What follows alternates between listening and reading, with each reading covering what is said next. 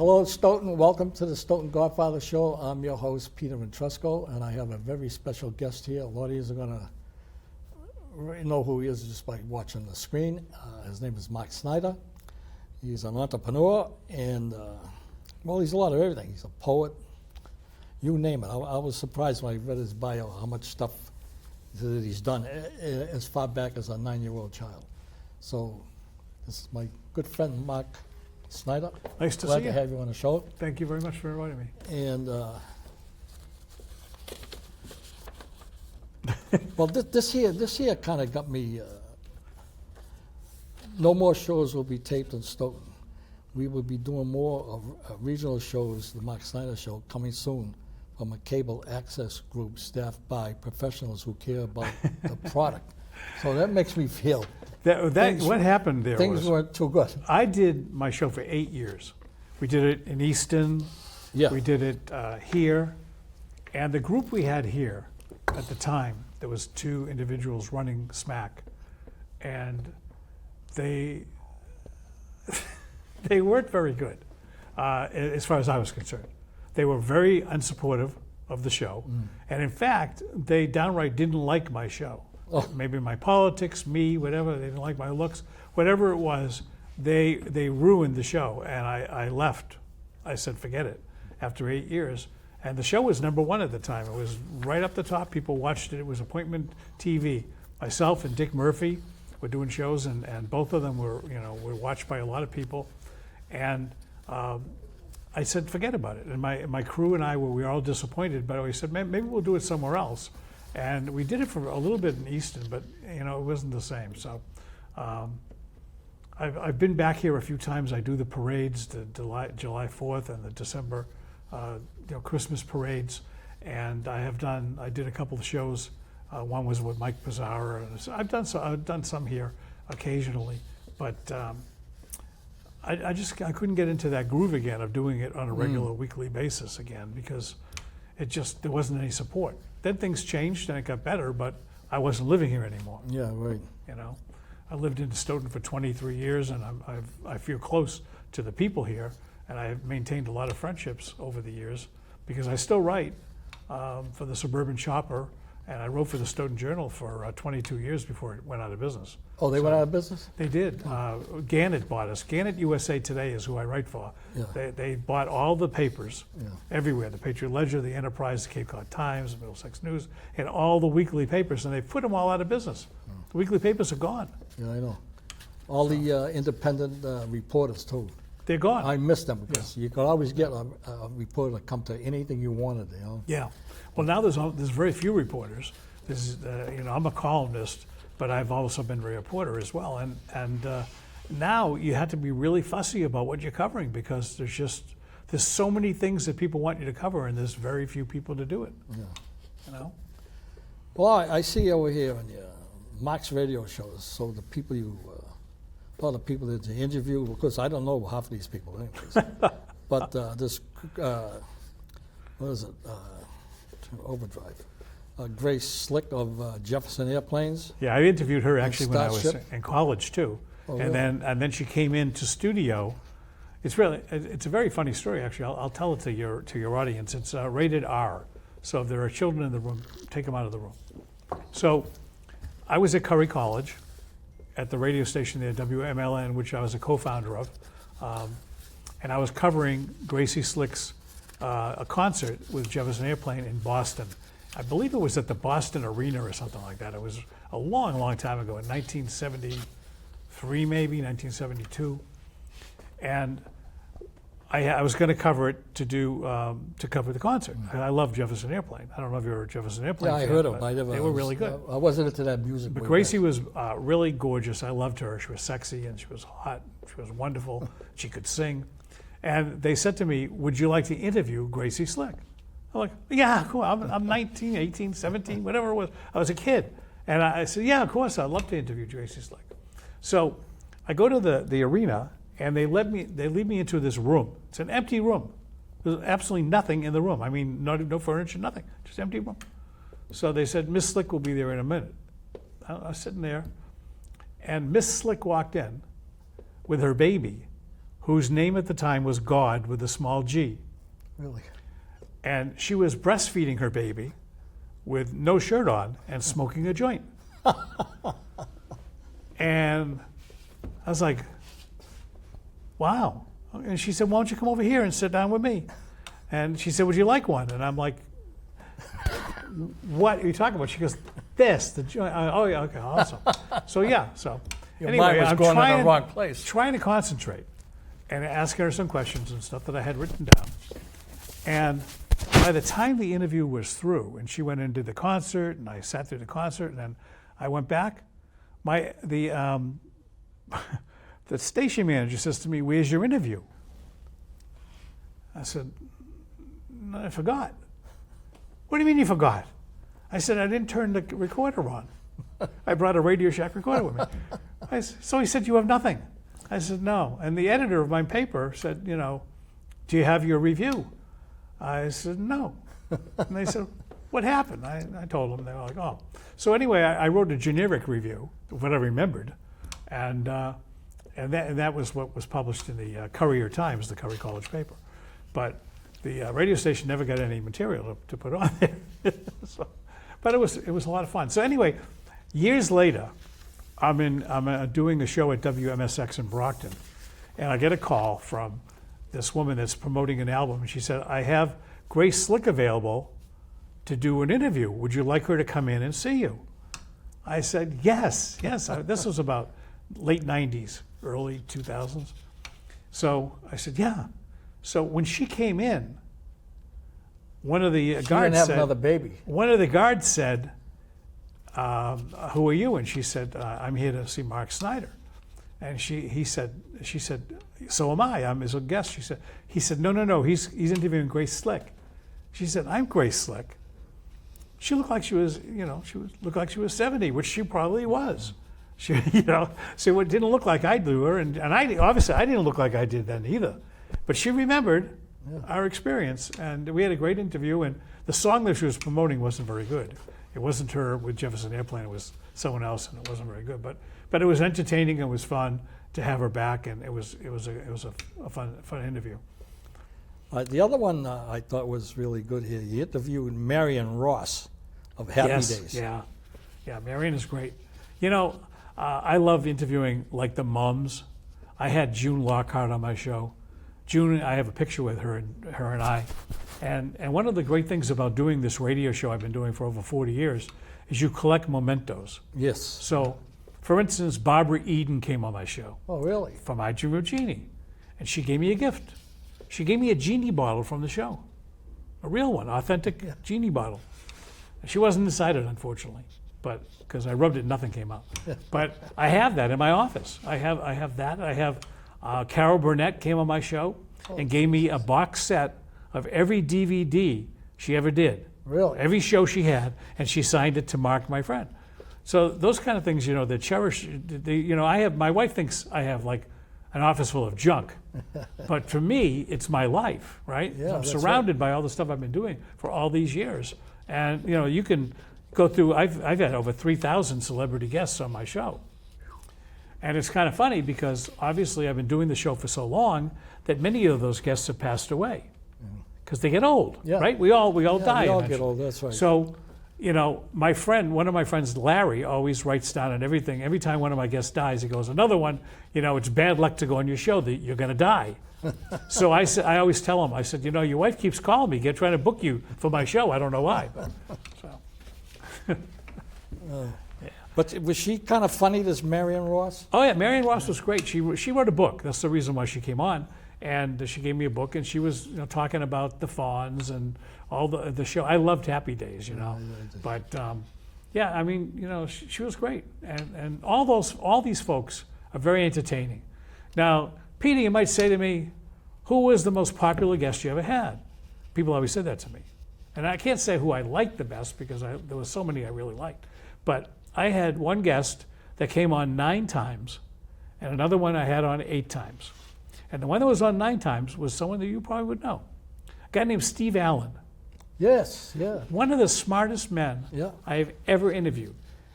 I actually used to have to make sure I had really good sleep and great preparation because he was so smart. He wrote 9 books, and the books that he wrote, he would come on my show to promote. So every time he wrote one, and they were really, really sophisticated, well-written, high vernacular stuff that if you weren't paying attention, you'd have no idea what he was talking about. So that was a tough one, but he was really, really nice. And the second one, the one that came on 8 times, ended up doing my intro. He did my intro. They said, "Here's Mark." It was Ed McMahon. Ed was on the show 8 times, and I actually was invited to his house in L.A. and had lunch with him one day in L.A. And people like Valerie Harper was on the show. She was Rhoda on the Mary Tyler Moore show, and she invited my wife and I to come to a play that she did in Connecticut, have dinner with her and her husband. So, I mean, some of these people are really, really nice. Yeah. And some of them aren't. Some nice fringe benefits. And, I mean, it's a great thing. 'Cause if you're nice to people, They're going to be nice. And the thing is that if you know what you're talking about, and when it came to like musical guests like Tommy James or Herman's Hermits, Peter Noon, all these people that I grew up with, I knew their stuff. I knew all inside and out, and they appreciated it so much that they would refer their friends. So that's how I ended up getting all these interviews with all these celebrities. Because once you treat one person nicely and you know what you're talking about, they go, "Hey, there's a guy over there that can do that." And, so that works really, really well. Well, see, also you got Newhart. Yeah. I'm assuming that's Bob Newhart. Yeah, Bob Newhart. Yeah, he had to be funny on the show. He was funny, but he was kind of a low talker. Yeah. He was kind of a quiet talker, so you had to really listen carefully when he was talking. It wasn't that, some people were really, really funny. I had Andrew Dice Clay on. He cracked me up. I mean, there's just certain people that were very, very funny. And I had some of those Bush people, I had Rodney Dangerfield on. Oh, and Rodney, I couldn't say a word. I don't think I got more than 2 questions out in the hour because he just kept talking about one-liners. And it had me cracking up. I was just laughing the whole time. That was good. Okay. Gil Bridges, I don't know who he is. He's a guy that was starred in a show called, Gil Bridges was with Rare Earth.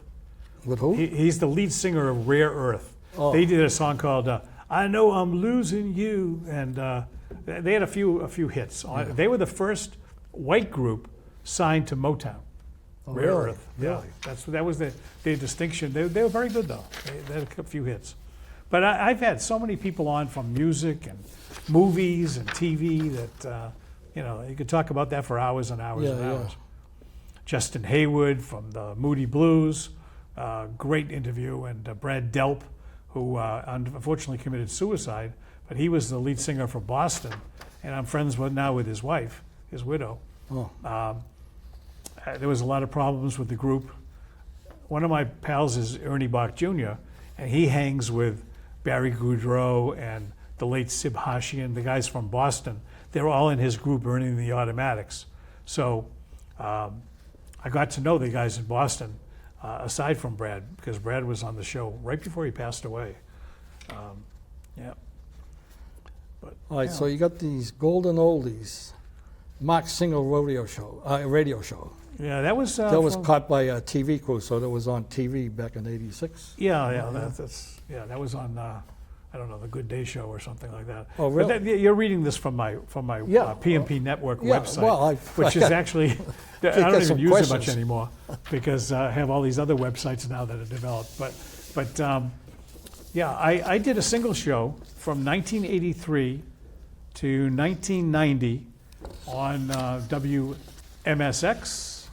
WMRE. It started on WTTP in Natick. A guy named Pat Whitley owned it.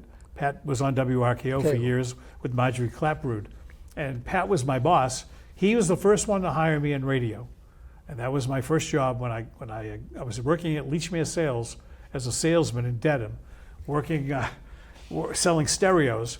And I was in the bathroom goofing off, reading the I column. And she mentioned that there's a station in Natick was looking for some talent to do a radio show. So I came up with this concept of doing a single show and fixing people up on the air. And in 1983, I went on there, my first show. I did a 2-hour show. I didn't get any calls. And I was just talking to myself for 2 hours. But eventually, the thing caught on, and I ended up publishing the Singles Lifeline magazine, which had 60,000 readers. And I did singles lifeline dance parties all over New England. I did 6 a week, all the way from like Vincent's in Randolph to Duca's in Framingham to the Child's Hotel in Chester and Cambridge. And I even had a guy named Larry Glick working for me. Oh, I love Larry was my loved idol that guy. growing up. Yeah. I used to listen to his show on the transistor radio, and I ended up hiring him to host my North Shore events. Really? And became very good friends with him. And as a matter of fact, I credit Larry Glick with me losing a lot of weight. In 1988, 89, when I got married, I weighed 220 pounds. And I was doing all these singles nights, and I was staying up till 2, 3 in the morning partying, and then I would eat, right? So I used to go out with him once a week to eat, and he saw me eating this mashed potato, the big baked potato. I had stuffed it with cheese and bacon and butter, and he said to me, "Mark, here's what you should do. From now on, just put mustard on your potato." I'm like, that's gross, Larry. Yeah, so you won't eat So it? he said, "Try it." And he said, "There's no calories in it. He said, there's no fat, nothing." I did. Now I still have mustard in my potatoes. Really? Yeah. I don't know if I can handle that. It's not bad. Yeah. Honey mustard's even better than the mustard. Yeah. But yeah. All right, I was going to start off with this one here, but we'll get to it. You had a kid show at, I don't know, 9 years old or something? Yeah, when I was 9 years old, I started a show on WJDA in Quincy. And it was a kid show. And I did that for a short period of time. And then I decided, I bought a Radio Shack broadcasting kit. And you could go to Radio Shack and buy these kits, and you could I quote know. unquote I used to broadcast go on the there, yeah. radio. So I wired up the side of my house, and I used to put speakers in my windows pointing to my neighbors. They were real thrilled about that. And then I would broadcast from my house. I called the station WEAR, the Air of Randolph. And soon, I couldn't say I had a lot of listeners, because the only one that could listen were people really in the immediate vicinity of our neighborhood. But what happened was, radio stations, the music companies heard about it, and they would start sending me records. So I was playing all these obscure records I never heard of to try to promote them, and I had my own little list of the top 5, and that's what I did when I was a kid.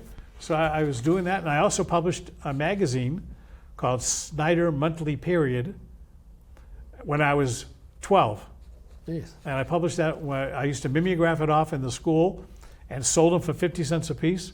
And they're collector's items now. People have those. Really? Yeah, there's some people all the way to California that have those. That's great. Yeah. All right, so you were a Curry College student.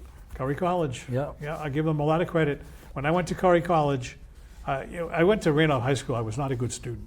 I don't know about you, Peter, but I was not a good student. People said to me, "Were you in the top 10?" No, I was in the bottom 10. I skipped like 80 days in my senior year. I didn't do very well because I just was bored. School bored me. So when I went to Curry, I got a scholarship for writing, and I ended up doing 25 hours a week for the PR department, covering sports events. I was the sports information guy. So I would cover the basketball, the football, and I would write the stories up and send them into the Boston Press. So that was what I did at Curry to earn my scholarship to go to school there. And I also worked overnight security. I worked from midnight to 7 a.m. in the morning every single night, pretty much, doing security. And so Curry was for me a place where I got my courage and my confidence, and ended up working in the radio station there and running it, and working in the newspaper, and I was the editor in my junior year there. And I started doing all these different things that gave me a lot of confidence. And when I got out of college, I was ready to work. Yeah.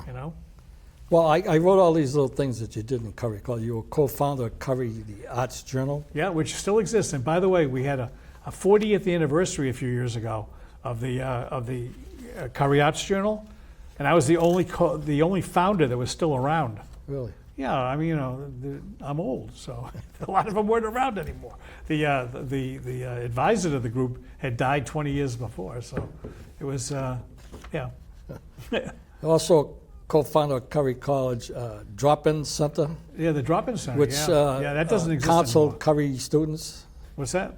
Yeah, we counseled Curry students and yeah. people with drug problems, people that wanted access to abortions in Brookline. We helped all the people that had psychological issues. And there was a guy named Dr. Gone, who was our psychiatry. Dr. Gone? Guy. Dr. Gone. He's a psychiatrist. Great name, huh? G-A-W-N-E. But he was our advisor. And a guy named Pericchini, who was a reverend in Boston, was another advisor. And we had a bed, and we had, it was a really nice little thing, but it died when I left. Oh, it did? The thing died, yeah. There was nobody to really Okay. lead it anymore. And the other thing, you were editor-in-chief of your school newspaper. Courier Times, yeah, it's still around. And Still around. yeah, I was editor in my junior and senior year there. And that was a lot of fun. I mean, this is the kind of experience, that's why I was bored with school, with classes, But if you get your hands-on experience, my teacher at Curry College was a guy named Roger Allen. And Roger Allen was the news director. They talk like this, the news public affairs director at WRKO. So he was our teacher, and he taught us all about the business. Never used a textbook, and he taught us about the business. So we got out and we knew what we were doing. A guy named Jordan Rich graduated right after me. Yeah. He's been on radio for years, and he's a co-owner of Chart Broadcasting. Did he go to Curry too? He did. Oh, he did. Yeah. Okay. I mean, we got a lot of kids that have done really, really well. News anchors and sportscasters and stuff like that that graduated from there. Emerson's big around Boston, so is BU, but Curry is done very well as well. Yeah. You're also vice president of your class. Yeah, well, that's all right. You didn't I was vice president of my class for all 4 years. Off what? All 4 years. All 4 of years, college. okay. Yeah, I was vice president. And now I send out all the letters when they want to get a reunion, because the president kind of dropped out somewhere. Who knows where he is? But I usually send the invitations with my name on them. Well, that class reunion has to be dropping quite a bit Rapidly. in Rapidly. Yeah. Jesus. We just had our 50th class reunion in high school a couple of years ago, and we've lost about 90 people in the class. Really? Yeah. That's, Jesus. get up there. This one here I really like. What was that? Single Lifeline Show. Yeah, I just mentioned that. That's my single show. 200 marriages. Yeah, we had 200 weddings, including my mom. Really? Yeah, my dad died a long time ago, and my mom was alone. And she called my show one day, and this pharmacist was listening, and they ended up going out, and they ended up getting married. Really? And unfortunately, he died when we were on our honeymoon, my wife and I. He had leukemia, and he passed away. But she met someone else through a related ad after that, and they've been together 21 years. They're not married, but they've been together 21 years. That's good. They're both 90. That's good. Yeah. But that single show was a lot of fun. And I did some really cool things. The Wall Street Journal had me on their front page once because I did something called the Meet Your Type. It was a Red Cross event that I came up with to get people to donate blood. Okay. And then we had people fixed up by their blood types. Oh. So we called it the Meet Your Type. And the Wall Street Journal had it on the front page. Jeez. And CBS Evening News with Dan Rather had me on as a guest for that. Really? Yeah. Then you had a celebrity show. Well, that's, my That's- regular show, yeah, That's regular Life show, with yeah. Mark Snyder, was a celebrity show. And I still do the show, but not as much. I just don't, I don't have the energy anymore. I just don't have that oomph that you Yeah, need right, to really want to push. Push, yeah. I'm more happy right now playing pickleball every day. That's what I do. I thought about doing it. Yeah. That's not as strenuous as No. playing tennis. Not at all. It's half the size. And you usually have two people. So it's Oh, it's really, just two, one-on-one? it's a lot easier to play than tennis. And it's a really good exercise. And all the, we have our best player where we live is 85 years old. And all of us are in our 60s, 70s, and 80s. And it's a lot of fun. It's good exercise. I do that, and I do a lot of walking and running, and I play bocce as well. Really? Yeah. How well you at that? You good at bocce? I'm good at bocce. Yeah. I haven't played that in years. I love smashing everybody's ball when it's in the we way. used to have a bocce court at my son's house. Yeah. Now we got one of my nephews. It's a lot of fun. It really is. Those kind of things. I'd rather play pickleball than do much else, except go to the beach and a pool. So the summer, I love the summer. Yeah, I know you do. You know, Sun. You're a sun worshiper. I'm a sun worshiper. I've always got some kind of color, although right now I'm looking here, I don't see any color. But I go to Florida in the winter, and I stay here in the summer, and I try to follow the sun. Where in Florida are you? We're on the Gulf Coast, on Venice, Florida. Oh, Venice. That's a good area. Nice area. Beautiful area, not as crowded. Yeah. A lot of my friends are in Naples. Naples is very nice. It's a little bit more expensive, and it's a lot more crowded. So I kind of like Venice area. It's so if anybody out there is goes to Florida and hangs in Venice, my number's listed. Give me a call. Say hello. Maybe we can play pickleball together. There you go. Yeah, I think Florida's changing. What I heard, a lot of the people that live in Florida, their lives, they're not happy with all these people moving down there. No, they're not. No. Because the traffic's getting heavier and heavier from one place to another. It's crazy. So it's gonna. I-75. It's too bad. We actually spent more time on I-75 than we did like going halfway down the coast. It was just crazy. It is so busy there, and the infrastructure is so busy. We had a little road behind our house, and that road is now a 6-lane highway because they're just building and building and building and building. There's just too many people coming. It's funny because if you see all these signs saying, "We're full, go home." They don't like the tourists, They don't like the people that are moving there either. But we had the same thing on the Cape Cod, too. Yeah. I lived on the Cape, and the people said, "Well, we're full," It's enough of that. I go down to Georgia every once in a while for weddings, nieces, stuff like that, nephews, because I got my brothers down in Florida, but most of his kids are in Georgia. And the town she lived in, well, I think most of Georgia like that. They love to take your money, Yankee, but go home. Yeah. Don't stay. They do like to take your money, but they don't want to see you around, though. Yeah, except the police look for cars with Massachusetts plates on them. They like to pull them over. Well, you think that's going back because of Sherman, General Sherman? I don't know what it's because of, but I thought they passed all that stuff. They let it go definitely, by. they still look Really? for New England plates. Jesus. Yeah. The other one is World Wide Web, a food show. Yeah, these are really You're a old. food critic? I was. Yeah. I did a show called Radio a la carte. And, Yeah, that's the next one. Yeah, Yeah. Radio a la carte. Yeah, Radio a la carte was my food show, which I did for about 5-6 years.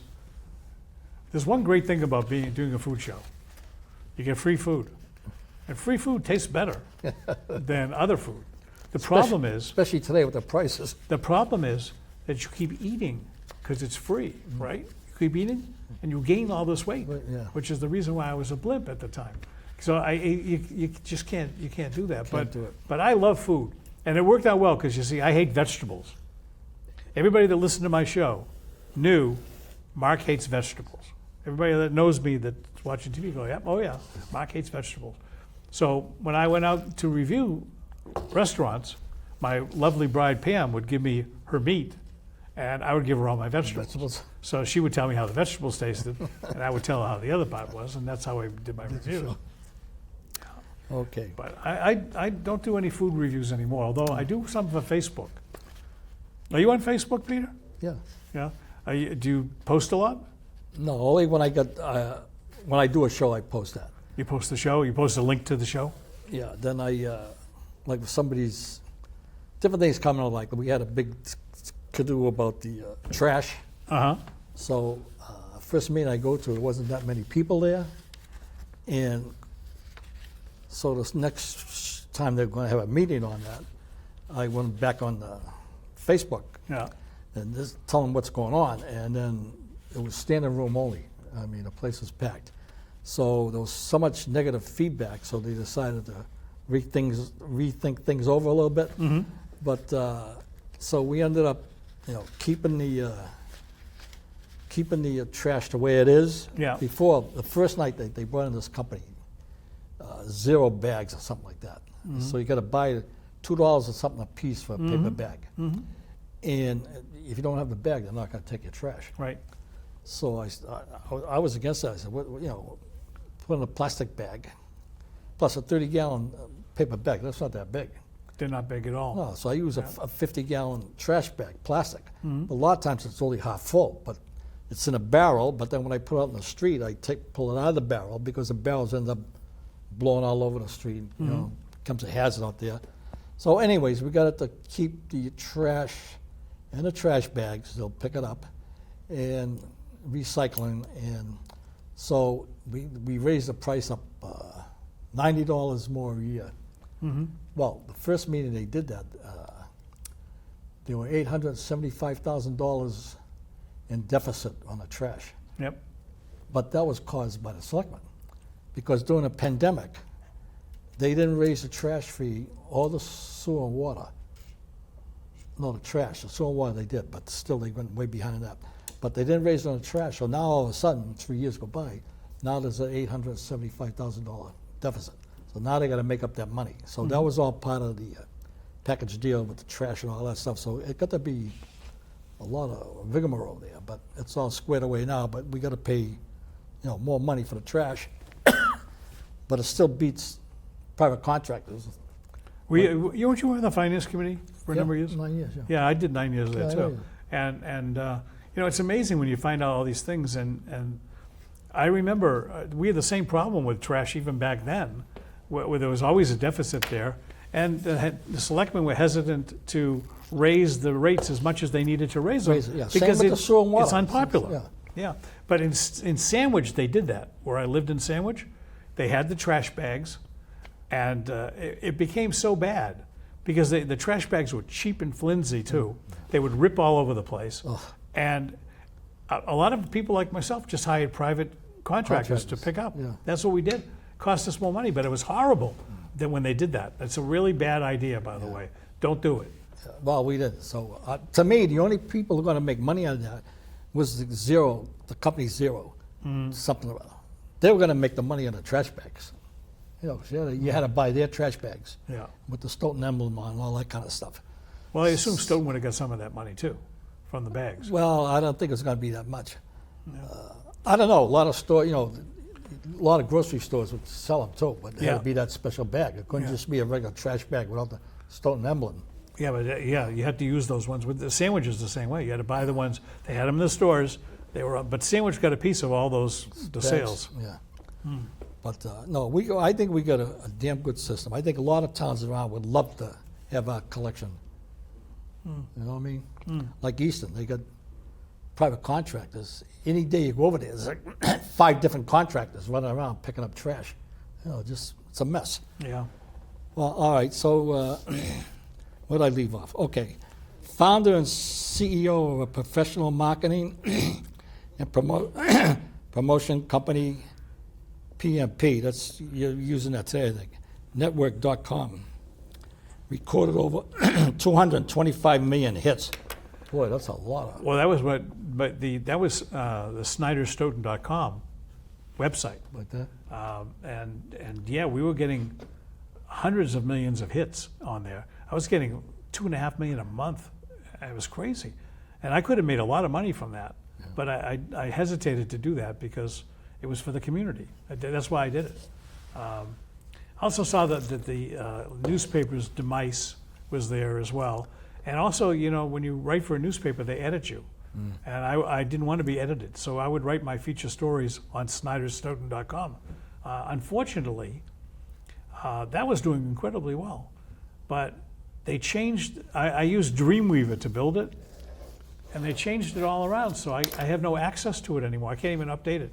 So it's become a really good archive of history of Stoughton. You can go to SnyderStoughton.com, and it gives you a great history of the town because you can go back to when I started it and see all the things that went along, like the fire on Seaver Street and all these different things that happened in town.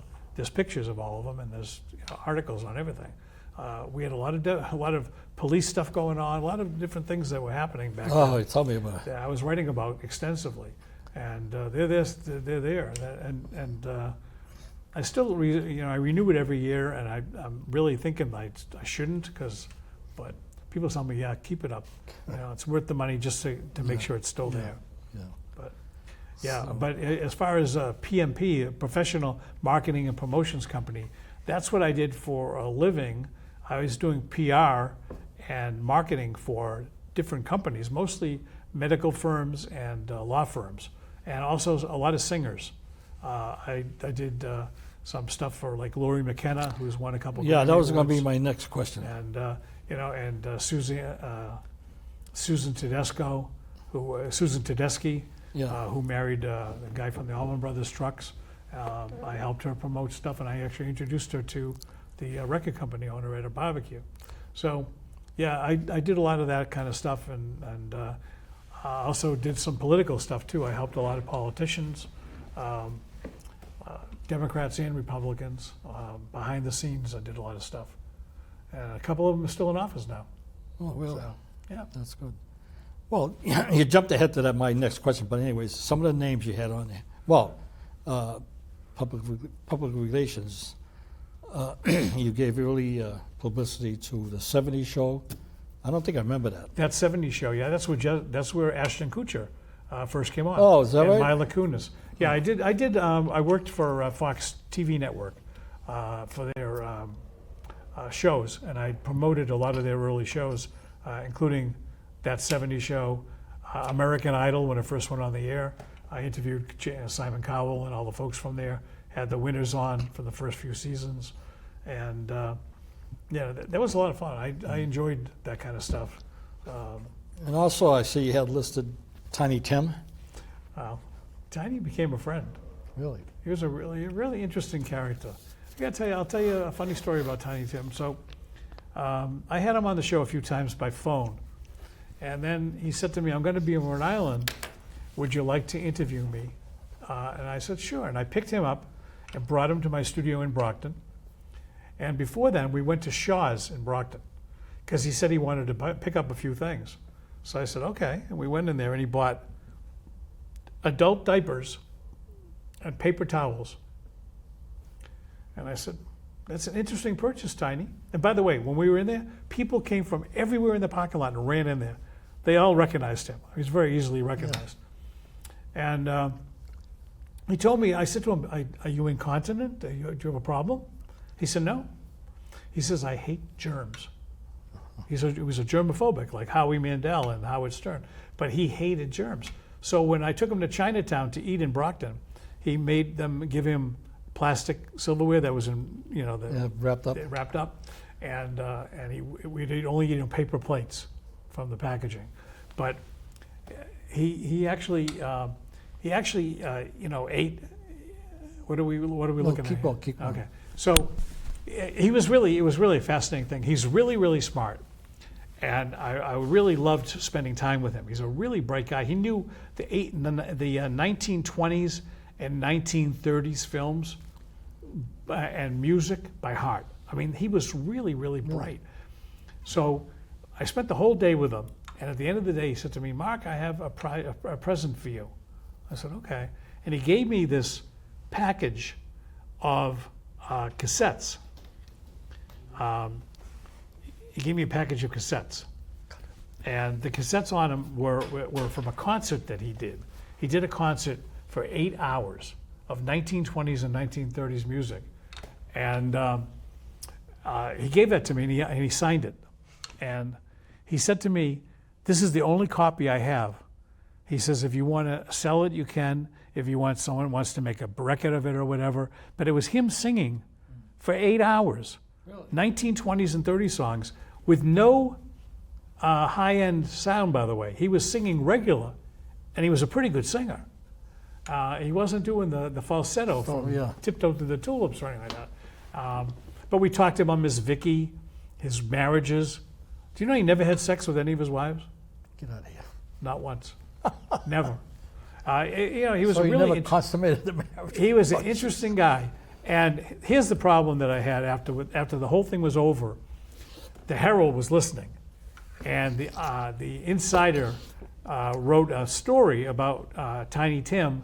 He wears diapers. He does this. It was all caught on Mark Snyder's show, and it was great publicity for me. It was right in the Herald in the middle of the thing, but it wasn't good for him. It was negative, and I didn't like that because they were making fun of him. Yeah. But he was a really, really nice man, and I still have my pictures with him and my memories. Chinatown, when I brought him there to Brockton, they had no idea who he was, of course. But when they found out who he was, they took a picture I gave them of him and them, and they blew it up on the wall to like 6 feet high. It was huge. But then the grease from the place eventually built up, and you couldn't see the picture anymore. Well, that's good. Who's who in America? So is that people that you met what is it? No. That was a long time ago too. time? I was elected to Who's Who in America quite a few times. Oh, different okay. things, but that doesn't mean anything. That and a nickel is a nickel. Yeah. Yeah. Right. Doesn't really And mean also, I see you write poetry and you sold some books. I did. Actually, my poetry book called Feelings was the top-selling poetry book in Wisconsin in 1977. I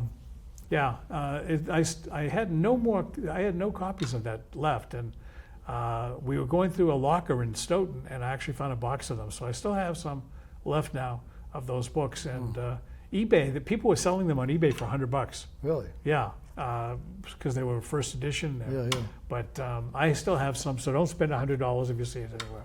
I can get it for a lot cheaper than that if you really want one. Well, I was just surprised. I knew you did some poetry, but I didn't realize. Yeah, I wrote You're two that heavy and books. wrote a I wrote book. one book called Sex and Poetry, which was a sensual poetry book, and sold in the combat zone. And the other one was Feelings, which was all over the place. In fact, Stoughton Library, I believe, still has a copy of Feelings, if you want to go look at it. Yeah, I will. Okay, you're a native of Randolph. I am a native of Randolph. My mom still lives there.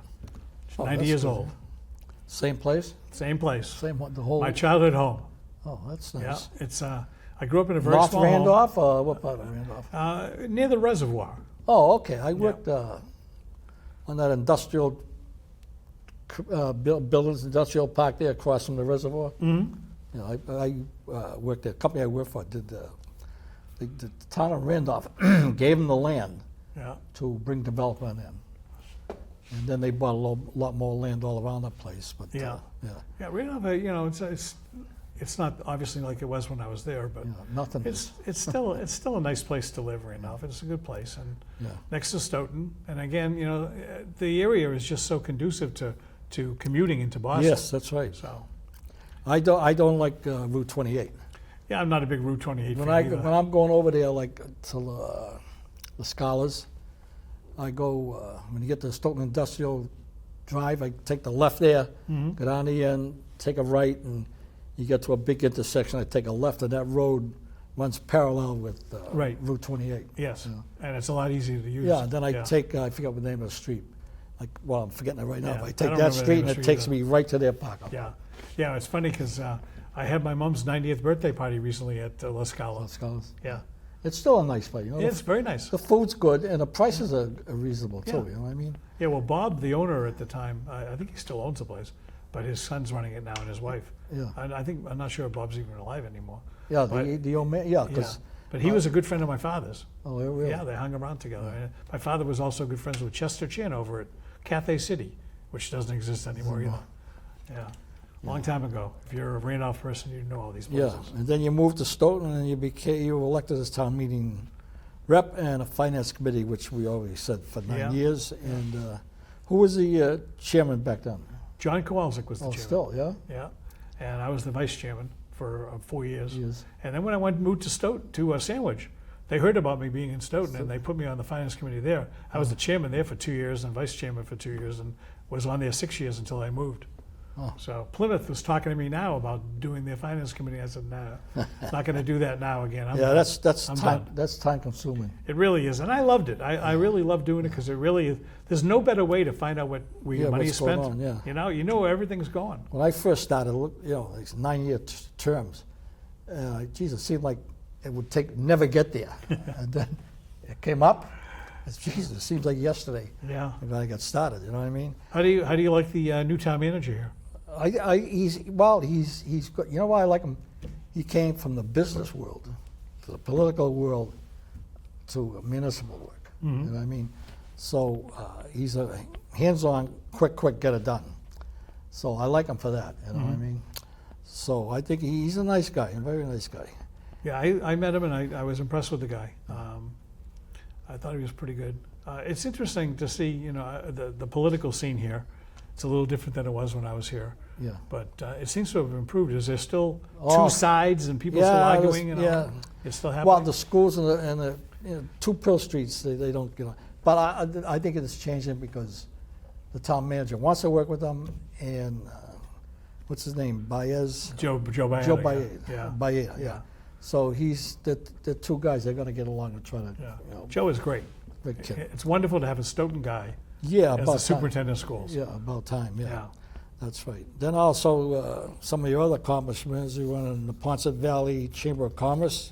Yeah, I was the And the chairman of the board there, Stoughton Chambers, 1997. Yeah. Yeah. So- I actually was vice chairman of the Stoughton Chamber for 10 years or so, 10 years. Really? And also the Sandwich Chamber of Commerce, I was on their executive board as well. So I'm toying with joining the Plymouth one. I don't know yet. I'm having too much fun playing pickleball, Peter. Yeah. I don't want to do anything. I just want to play pickleball. And you did a lot with the kids. You served on the Little League, youth soccer, Babe Ruth baseball, Yeah, well, that was because of my son, and chairman my of daughter. SMAC of this place. Yeah, I created this place. Really? SMAC was I named it SMAC. Oh, really? I was the cable advisory chair, and we created Stoughton Media Access Corporation. That was my acronym. And people said to me, "Oh, SMAC's no good. You can't use that. Sounds like heroin." Like, well, I like it. I think it sounds pretty snazzy, yeah. and it's still here, so it's good. Well, I'll say, Wendy, you were a great asset to the community. Well, I appreciate that. years, you know. You as well. And So I got to I get. can't see how much time's It left. says in it. 11 minutes or so. Oh. So here's a question I have for you, because I like to dig into these things and find out the truth behind everything. So I'm going to put you on the spot now. Oh, okay. All right. So Do I have to get a hard hat? what happened to the Stoughton Godfathers? There was two of you, and now there's a Stoughton Godfather you and a Stoughton Stoughton Godfather Godfather. Ed. What's going on? Why the split? Is it like Hall & Oates? Will there be lawsuits? What's going on? No, we're still very good friends, and we commute back and forth, communicate back and forth, and every Saturday morning, me and Eddie, and a bunch of other guys, we meet for breakfast. We've been doing this for 30 years, but most of the original crew are all passed on. We had 5 die in a week a few years back. You know what I mean? I'm just remembering the crew from the coffee shop. Yeah, We had Steve Mitchell yeah. and Jerry Capzoli was around, Yeah, and Paul Stern, the tall guy, Paul yeah, Stein. but he wasn't. But he used to go to the coffee shop. Yeah, but I'm talking about on Saturdays. We always Okay. go for full breakfast. We're there from anywhere. We get there before 8. Where'd he go? Maxie's. Oh, okay. Maxie. Yeah. Yeah. Yeah. So, we've been doing this for years, but like So- I say, so- it's changed. And we're there like 2.5 hours. Really? Yeah, but yeah, long. Steve doesn't throw you guys out? No. We got a big round table in the far corner there, and nobody bothers us, and Yeah. we have fun. So who goes there? Who's the regulars now that go to? Well, it's me, Eddie. Oh, Jesus Christ. He's a good friend of mine, so taking a senior moment. Well, anyways, Well, you'll think about it. yeah, he's Jewish. As soon as the show's over, you'll To remember. a Dennis Johnson, Oh, DJ, huh? Oh. yeah, and we had a kid, Bobby Dennison. He was a carpenter.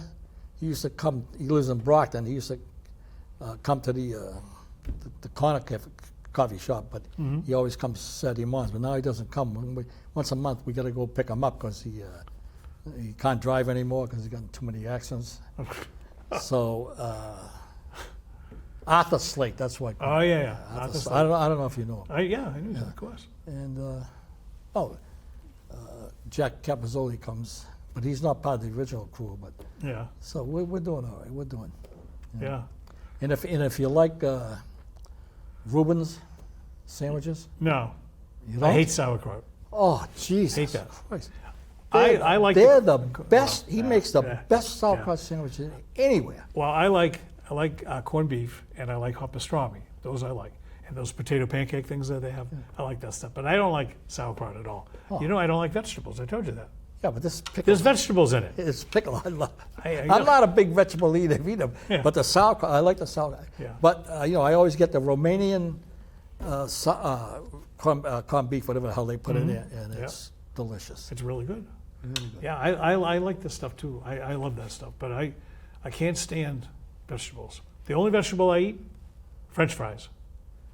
Yeah, well, And not the sweet potato kind either. Those aren't real French fries. I know, but they're better for you. Of course they're better for you. All the stuff that's good for you, I don't want to have anything to do with it. I like stuff that's tasty. Yeah. You know, if it was up to me, I would be eating ice cream for my regular meal, Oh, okay. or baked goods. You know, but that's the good thing about pickleball. Well, I burned a lot of calories on it. yeah. Well, I noticed when you guys did a show, you always had pizza from what was his name? Yep.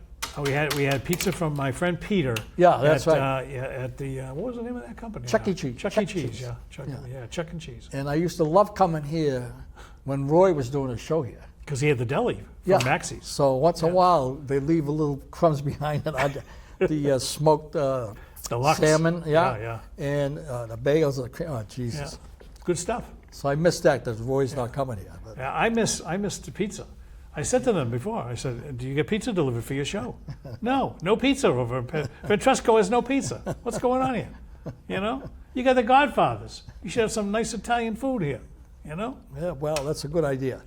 Yeah. But You're on TV. So all you have to do is say, hey, I want to thank, runners, and runners will bring you a pizza. That's the way it works, right? speaking about pizza, the Nino's. And Nino's is closing down, I know. December 31st. Yeah, I know. And in And fact, every time I go by there, the parking lot's It's jam-packed. crazy. Yeah. Across the street, the church there, Yep. it's jam-packed. so- Everybody wants to get a pizza before they go. Yeah. And I loved Mrs. DeNino was the sweetest lady. Yes. And I'll never, ever forget watching her with the scissors, Yeah. making the pizzas and saying, hey, Mark, how are you? She was just so nice, Yeah, so she sweet. was. And the boys are great. I mean, Mark and Peter and all those. It's a really nice family. Yeah. And I feel bad that they're closing because I love their pizza. Yeah, I do too. But I wish someone would take it over and use their recipe. Yeah, they're not going to do it. They're not going to do it, I know. No, I'm trying to get like a gallon of their sauce. Yeah. Because I can make my own dough, that stuff. I make a lot of my own pizza sometimes. Yeah. but- Well, the sauce. thing about DeNino's is they use some kind of cheddar cheese combination that's different than everybody else Yeah, uses, yeah. and it gives them that Yeah. unique flavor. It's just so good. Yeah. Yeah, you get me talking about it. I want to go over there and get one after the show, but Yeah, well, I you probably better- won't be able to get one. You better call in. You might have a 2-hour wait. Yeah, I know. Yeah. You should have thought of that before the show. I should have. Well, you know what I'm going to do? I'm going to visit my mom in Randolph, so I can always call it in and then come back. Yeah, my mom has mice, so I've been going over there and bringing traps, and they'll call me and go, "There's 3 of them dead." I'm like, "Oh, good, okay, well, I'll give you some more," But I keep telling them they're old though; they spill crumbs everywhere, and the mice like the crumbs, so they come and they wait for the crumbs, and then they come and get their. Is she in an old house? It's from 1956. Oh, so it's got a concrete foundation, not Yeah, stone. Yeah. yeah. I got a stone foundation. Yeah. It's tough when you got a stone foundation. Yeah, her house is from 1956. I was 2 years old, 2.5 years old when we moved in there. I came from Fidelis Way in Brighton. That's a housing project. My dad was a Marine, and when he got out of the Marines, he went into the housing project because back then Yeah. they would have service people in them. Yeah. Yeah. I won't say what's going into some of these things now. Yeah. Not yeah. even Americans sometimes. Today, I feel bad for servicemen. They come out and they get neglected. Yeah, Look Service people- at the street. There's some homeless veterans. yeah, it's horrible. Yeah, it's, And you know. this is something I write about a lot. I write about politics a lot. So I've been in Facebook jail quite a few times. Twitter, they shadow ban me.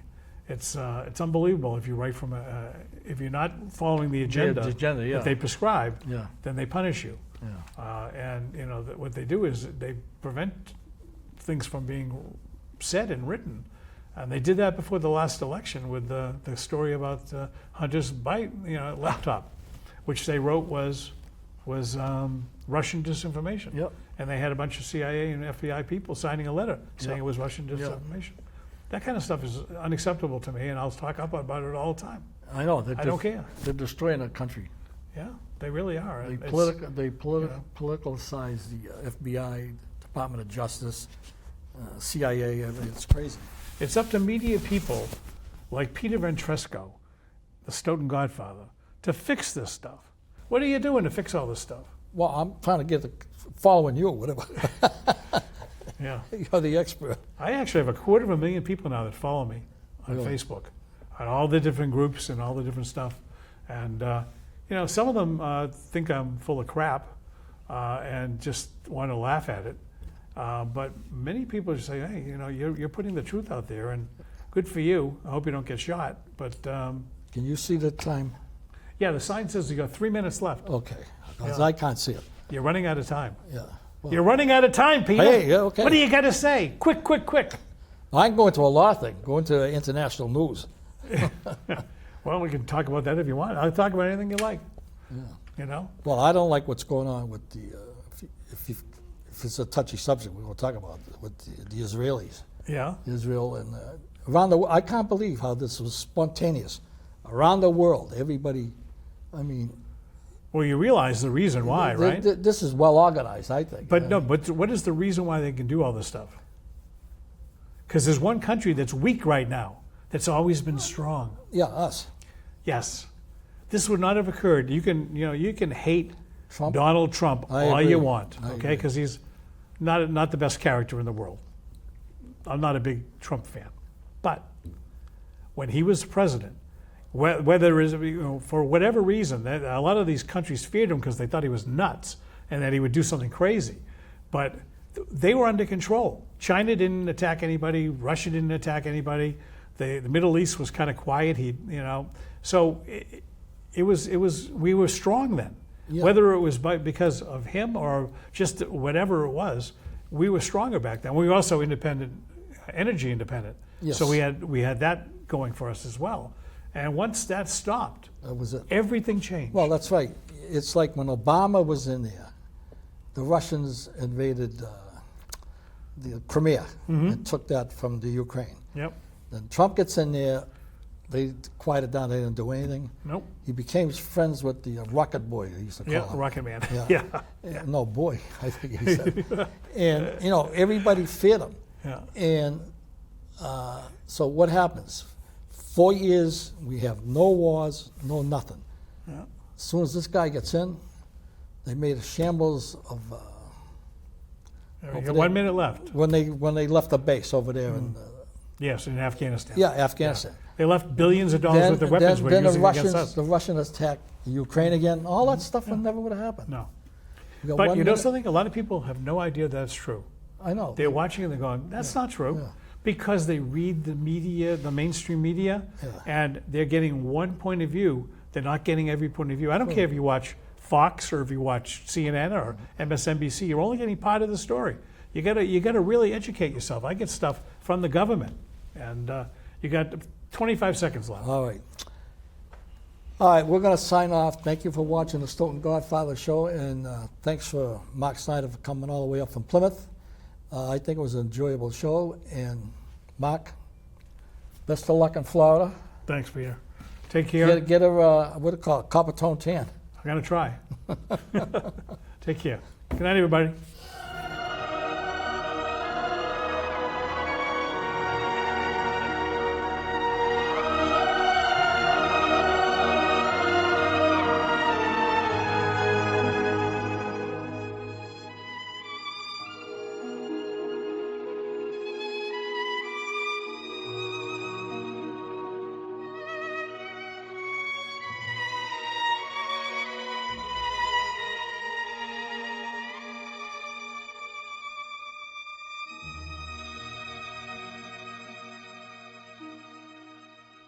Leave the gun.